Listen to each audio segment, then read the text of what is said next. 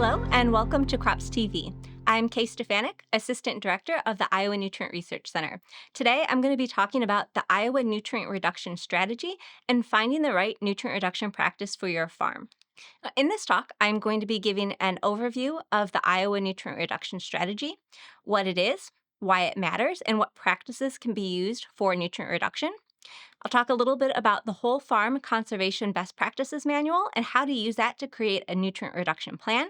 And finally, I'll go over two free nutrient loss modeling tools, the End-Load Estimate Calculator, as well as the Nutrient Tracking Tool, to estimate how those nutrient reduction practices could impact nutrient losses from your farm. This talk is part of a larger workshop, the Iowa Nutrient Reduction Strategy and Your Farm Workshop. If you'd like additional information or any of the materials, they can be accessed for free at this QR code, or feel free to contact me via email for more information. Now, what is the Iowa Nutrient Reduction Strategy? This is a science and tech-based framework that's used to assess and reduce nutrients to Iowa waterways and ultimately the Gulf. This plan came about from a request by the Gulf Hypoxia Task Force in 2008. And the Hypoxia Task Force asked 12 states within the Mississippi River Basin to come up with plans to reduce nitrogen and phosphorus loss down the Mississippi River and to the Gulf. The Iowa Nutrient Reduction Strategy includes a detailed science assessment of agricultural management practices, as well as modeled scenarios that show the scale needed to reach reduction goals. Now, this strategy includes both point source and non-point source allocations. Point sources include things like wastewater treatment effluent outflows or factory outflows, whereas non-point sources include surface runoff as well as water coming out of tile drains. When we look at the breakdown of where nitrogen and phosphorus are coming from in Iowa, about 92% of our total nitrogen loss to waterways is from non-point sources, whereas 8% comes from point sources. For total phosphorus loss, 80% comes from non-point sources and 20% from point sources. The majority of the non-point sources are from row crop acres. As part of the nutrient reduction strategy, we have a 45% nitrogen and phosphorus loss reduction goal. When we split this out by point sources and non-point sources, we want to see a 41% reduction in nitrate from non-point sources and a 29% reduction in phosphate from non-point sources. Whereas for point sources, we expect to see a 4% reduction in nitrate and a 16% reduction in phosphorus. And this is based on the overall inputs that we see from these different sources. So the Gulf hypoxic zone is fueled by nutrients coming down the Mississippi River and feeding algal growth. We see algal blooms, which is an excess of algal growth off the coast of Louisiana. Eventually, the algal bloom dies, falls to the bottom of the Gulf, and is consumed by microorganisms. The microorganisms also consume oxygen within the water column. This leads to the dead zones, or the low oxygen levels within the Gulf. This can lead to a die-off of wildlife or wildlife moving out of the area. This is a problem for environmental concerns, but also for the economy off the coast of Louisiana that relies heavily on fishing. And our goal is to reduce the size of this hypoxic zone to less than 2,000 square miles. So we don't want to get rid of it completely, we just want to see a reduction. Since about 1985, levels of oxygen have been monitored within the Gulf to measure the size of the Gulf hypoxic zone. You can see over time that individual years may have its spikes in the hypoxic zone or large areas of hypoxic zone, whereas other years the hypoxic zone is relatively small. This has to do with precipitation throughout the Mississippi River Basin. Typically, the more precipitation there is, the more nutrient transport there is to the Gulf. And in drier years, we see less nutrient transport. Our goal is to get to the blue line, the 2,000 square mile line on this graph. Currently, we have a long-term average at the orange dotted line and a 5-year running average at the purple dotted line. As you can see, we are well over twice the size that we want to be. However, hopefully the 45% reduction will reduce the hypoxic zone in the Gulf.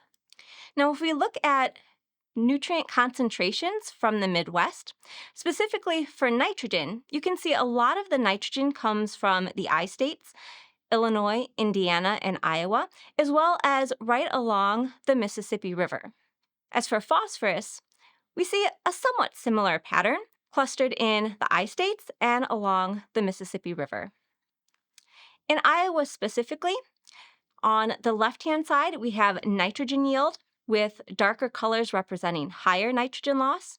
And on the right side, we have phosphorus yield with darker colors representing higher losses. And you can see as we move to the northeast portion of the state, we tend to see higher losses of nitrogen and phosphorus.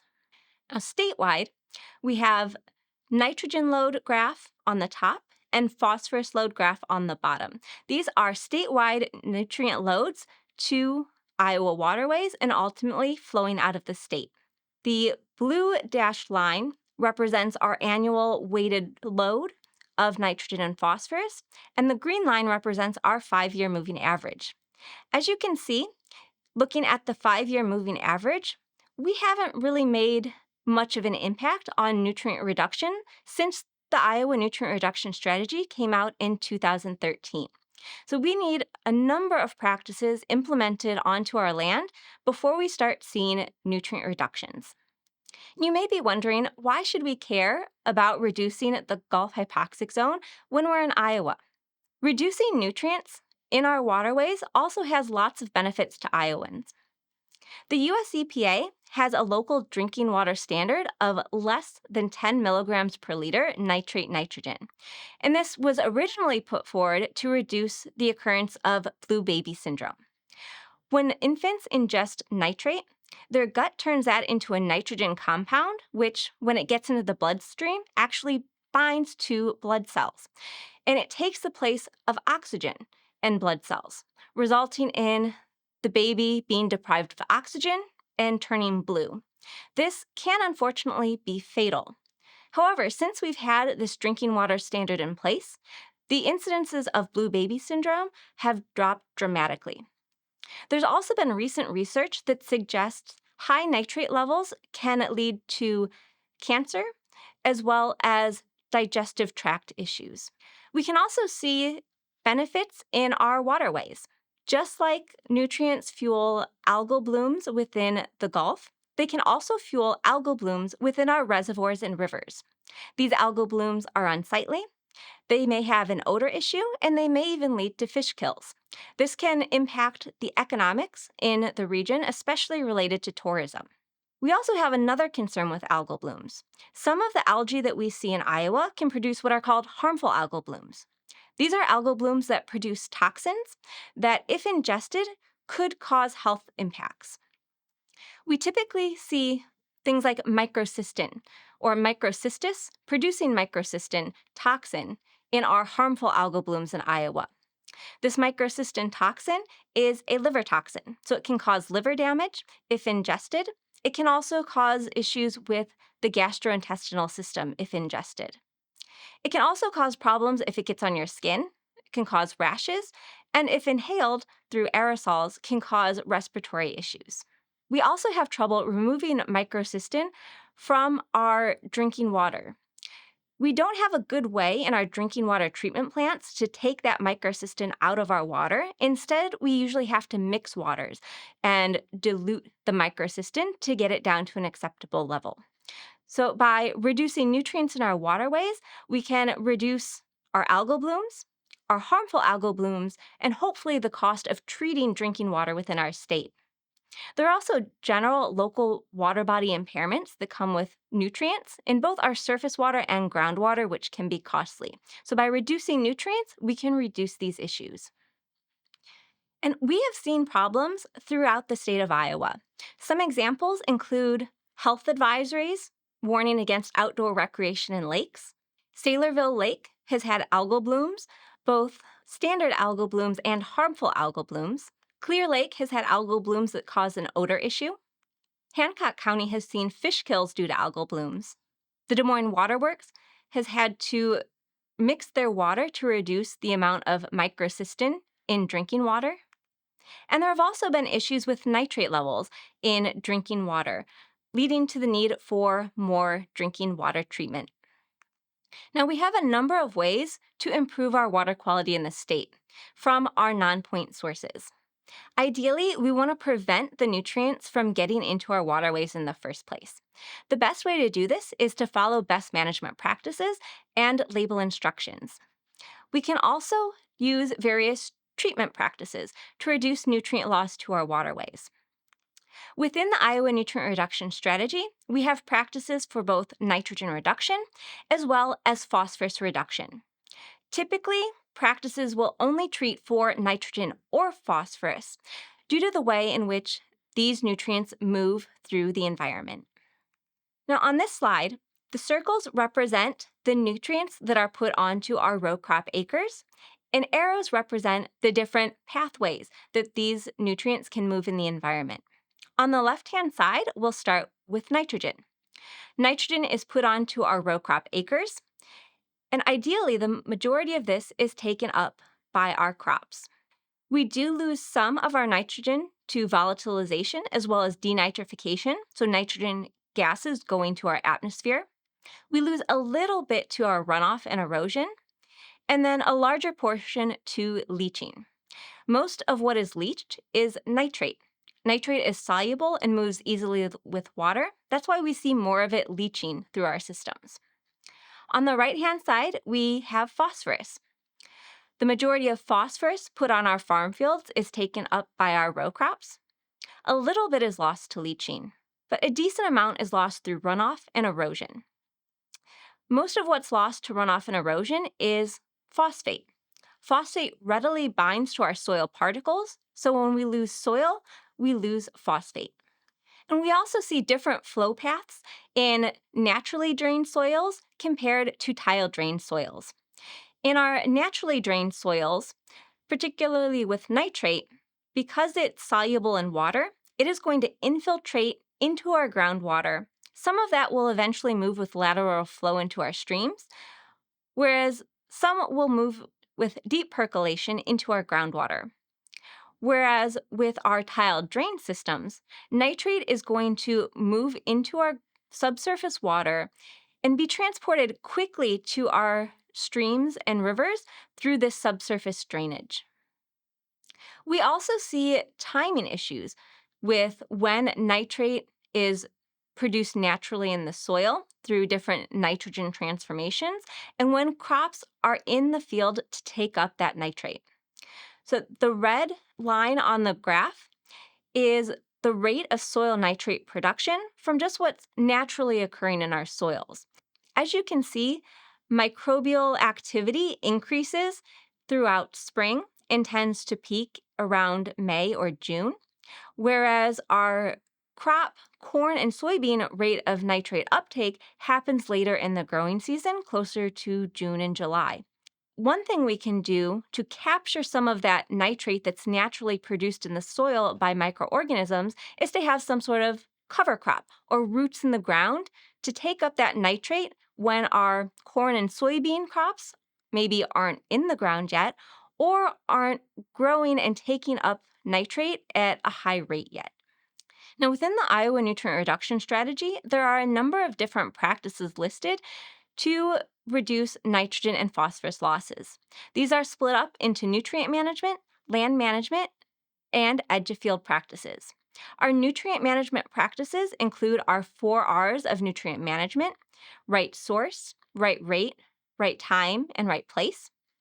Land use includes the use of cover crops, conversion of row crop acres to pasture and hay, use of extended crop rotation, land retirements like the Conservation Reserve Program, or the inclusion of terraces into row crop acres. Our edge-of-field practices include things like buffers, saturated buffers, bioreactors, wetlands, drainage water recycling, and sediment basins. Now, with our nutrient management and land use practices, These work on both undrained and tile drained land. With our edge of field practices, most of these are only going to be treating tile drainage. Practices like saturated buffers, bioreactors, and many wetlands require tile drainage inputs in order to function. In order to meet our nutrient reduction goals, it's going to require a large number of practices being implemented in the landscape. Now, this image shows just how long we expect it to take for practice implementation to cause large scale changes in our nitrogen and phosphorus loss within the Mississippi River Basin. We assume that practices are going to be put on the field or at the edge of field, hopefully within the first 0 to 10 years of implementing our nutrient reduction strategies. We should be able to see changes in nutrient output from these areas in that 10-year time frame.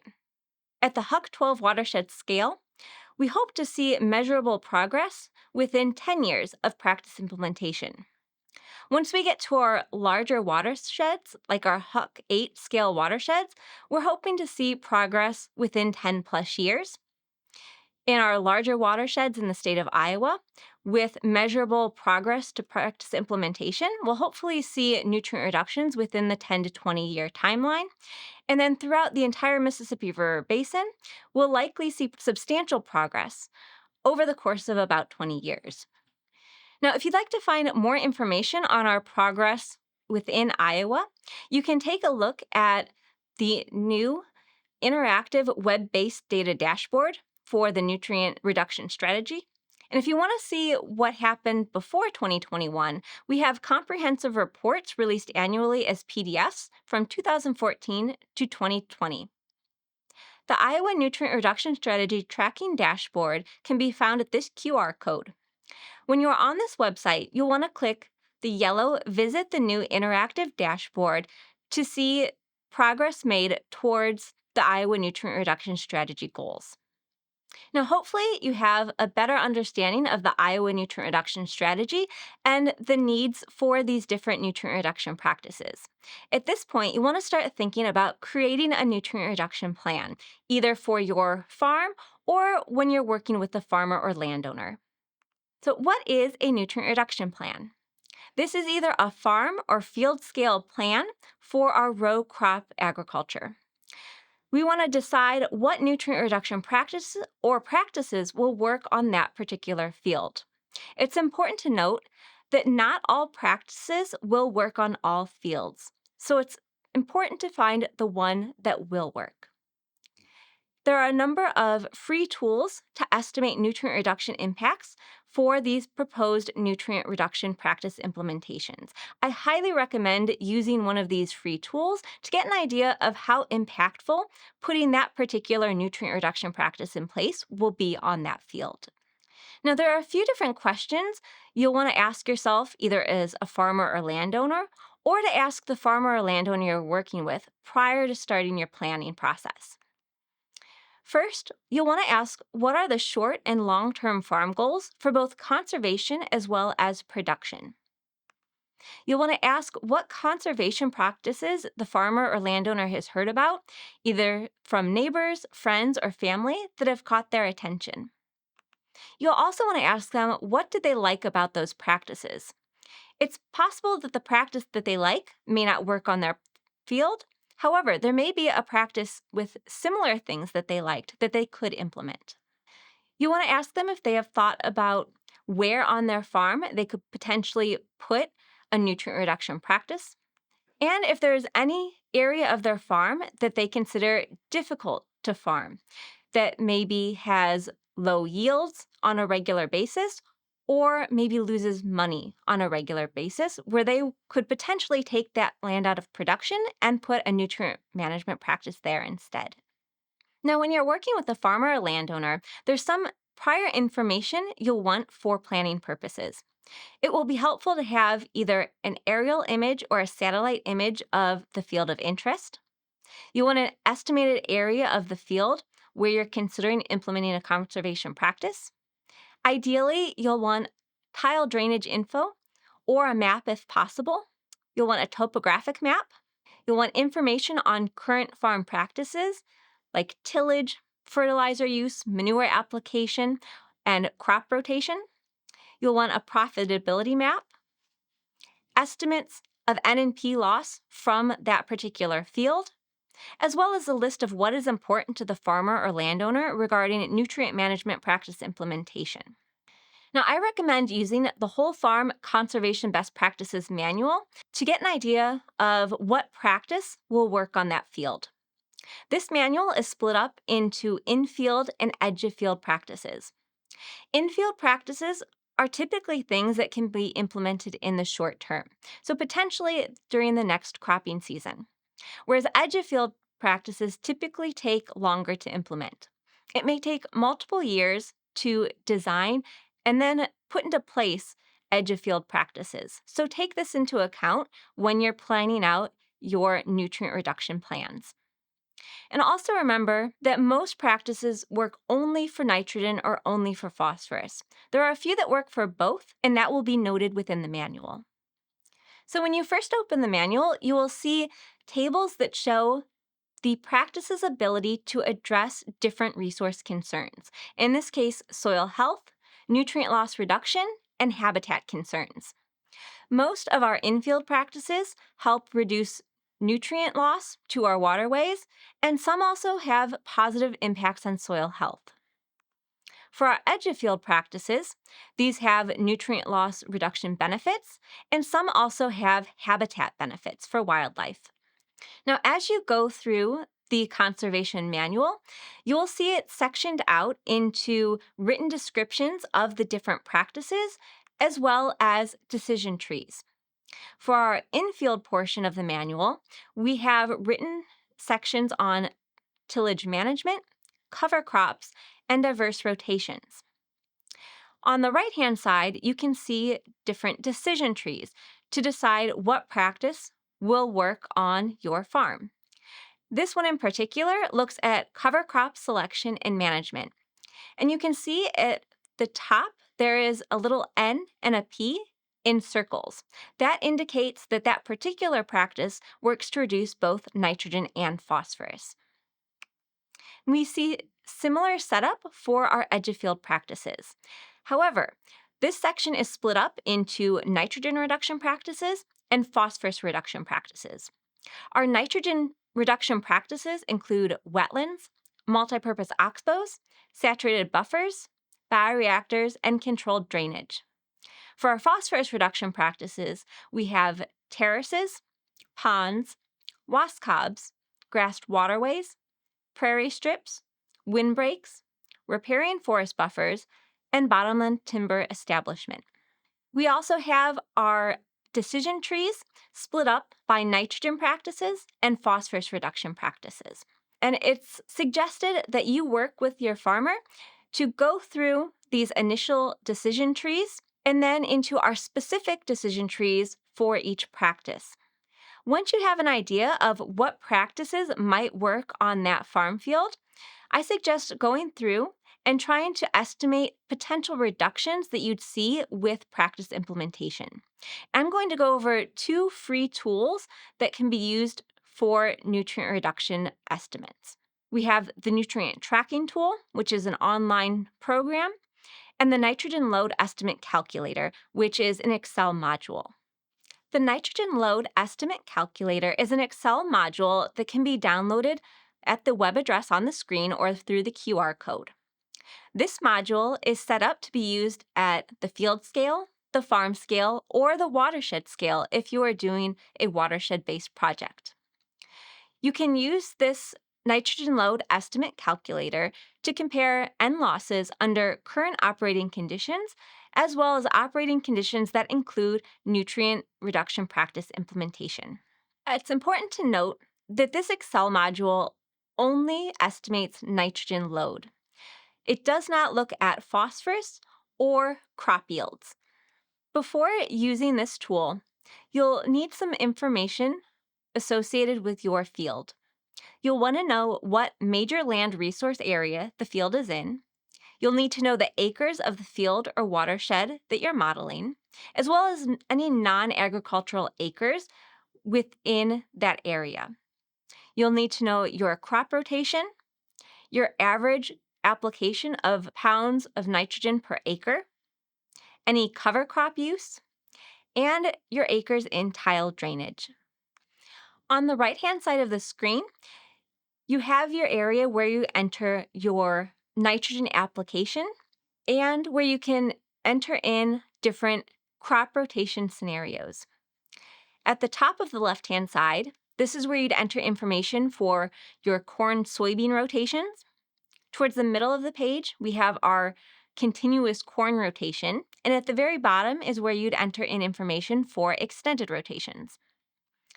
On the right-hand side, this is where you'd enter in your acres of tile drainage and any edge of field practices that are currently on the landscape.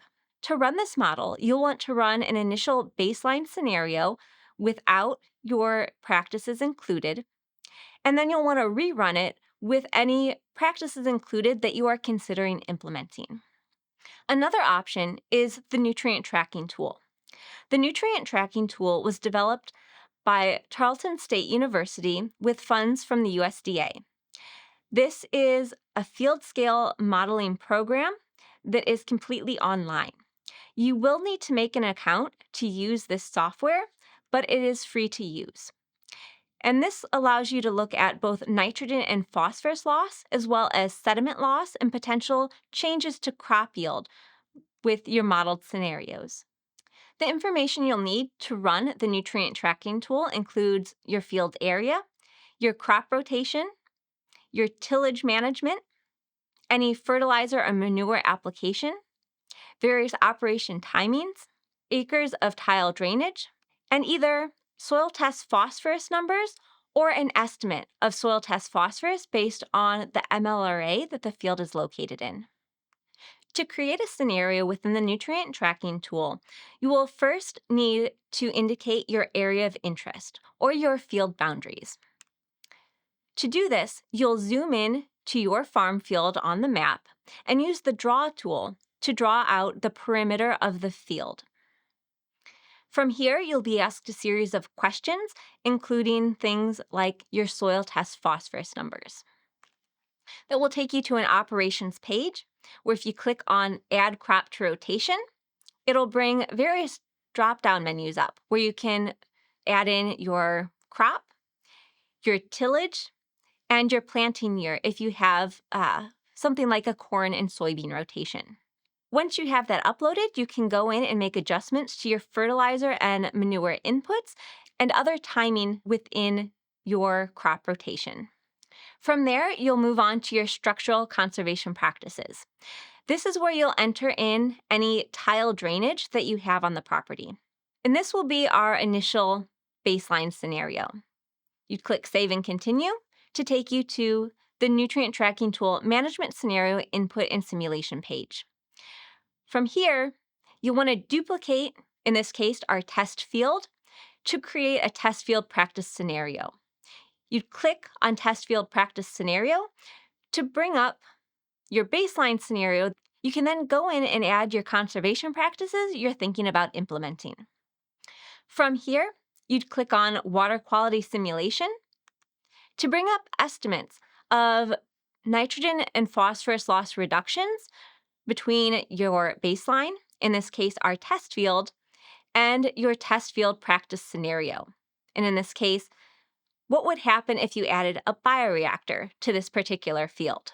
And it gives you estimates of nitrogen losses from your baseline scenario, estimated losses of your scenario with your conservation practice in place, and then the column on the right-hand side is the percent change. So in this case, the percent nitrate reduction we'd expect to see when you implement a bioreactor on the site.